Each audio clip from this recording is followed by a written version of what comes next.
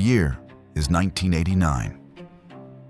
Anthony Hopkins sits in a London theater, watching Mississippi burning, thinking to himself, "That part of my life is over. I never became a Hollywood star." He is 52 years old. He's moved back to Britain, done respectable work in television and theater. But the big, important film roles have gone to others. He's already accepted his fate. "I must just content myself with being a respectable actor, rocking around the West End." But fate and one phone call changes everything. Director Jonathan Demme was hunting for Hannibal Lecter, and he had a list with 75 names on it. David Bowie, Harrison Ford, Robin Williams, Al Pacino, Tom Hanks, Bill Murray, Steve Martin, even Charles Grodin. But only 2 A-list stars were seriously pursued: Sean Connery. Demme wanted the former James Bond. Imagine how perversely compelling it would be to see a hero as the villain. Connery declined. He called the role repulsive. Jack Nicholson, the go-to choice for everything in the late 1980s, fresh off his legendary performance as the Joker in Batman. He also said no. Only as the third option did Demme turn his attention to Hopkins.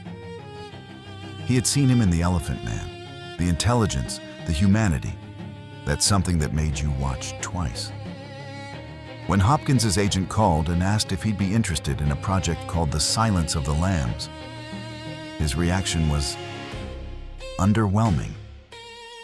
"It sounded like a children's story," he later said.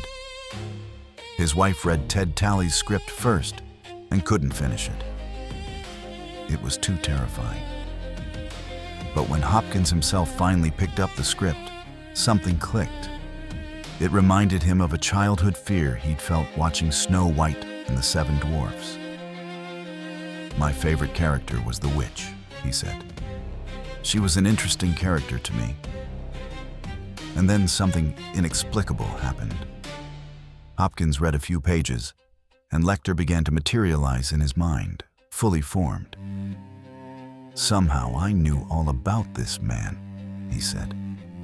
"I saw him in the gloom, in his oak-paneled office in Baltimore, dark hair slicked back, white shirt, black suit, beautifully manicured hands, black, highly polished shoes. A man with luminous eyes, like a machine." Hopkins was not a method actor. In fact, he openly despised the term, calling it insanity. But his preparation was still extraordinarily intense. He studied real serial killers. Hopkins read serial killer case files, visited prisons, studied convicted murderers, and attended court proceedings involving serial killer cases.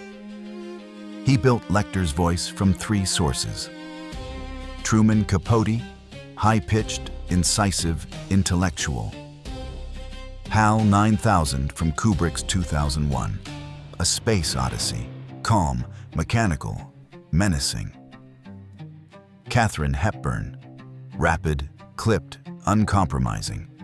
The combination produced an accent Hopkins called cockamamie American, but it worked. It was simultaneously polite and deadly. He used his own recurring nightmare. For years, Hopkins had the same dream. He opens his front door, and across the street, standing under a street lamp, is a man, staring directly at him, completely expressionless. Hopkins took that expressionless stare and turned it into Lecter's weapon. "If you stare at someone for more than 10 seconds, it frightens them," he said. "I knew instinctively that I should be completely still."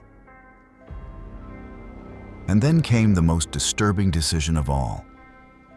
Anthony Hopkins does not blink a single time throughout the entire film. Not once. Not in close-ups. Not in the intense scenes. Not when he speaks to Clarice. Not when he stares directly into the camera. This was entirely deliberate. Hopkins knew a normal person blinks 15 to 20 times per minute. Unblinking stillness makes a person inhuman, like a predator that never takes its eyes off its prey. Jodie Foster has said that during filming, she was genuinely afraid of Hopkins. Not because he was threatening, but because he was Lecter. Completely. Totally. Here is Hopkins' most brilliant insight. Everyone expected him to play Lecter as a raging monster, screaming, foaming at the mouth, the way serial killers are usually portrayed on screen. Hopkins did the exact opposite.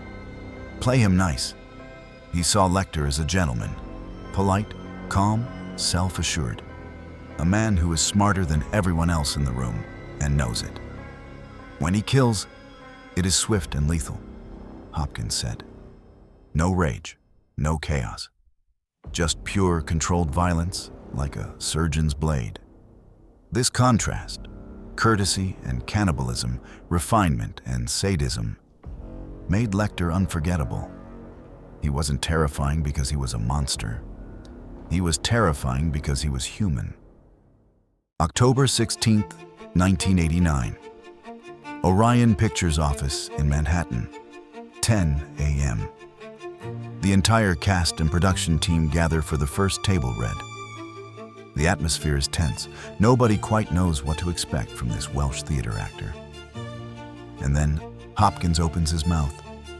He unveils Lecter's ice-cold melodic voice, that fusion of three influences, for the very first time.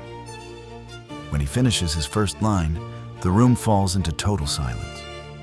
Then Jonathan Demme lets out, "My God, yeah." Hopkins knew. I knew I had got them all. The Silence of the Lambs premiered on February 14th, 1991. Anthony Hopkins appears on screen for a total of only 16 to 24 minutes, depending on how you count. It is one of the shortest performances in film history to ever win a Best Actor Oscar. But those minutes were enough. He won the Academy Award for Best Actor.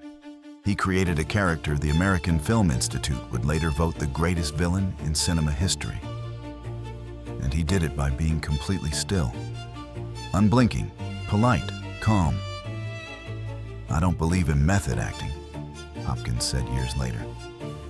"I'm just a mechanic. I turn up and I know my lines." But we know the truth. Mechanics don't create masterpieces out of thin air, and they don't win Oscars with 16 minutes of screen time, unless they are Anthony Hopkins. Anthony Hopkins didn't get the role because he was the first choice. He got it because two of Hollywood's biggest stars said no. He didn't prepare with months of method acting. He prepared by studying real serial killers, by using his own nightmares, and by making one simple decision: play him nice.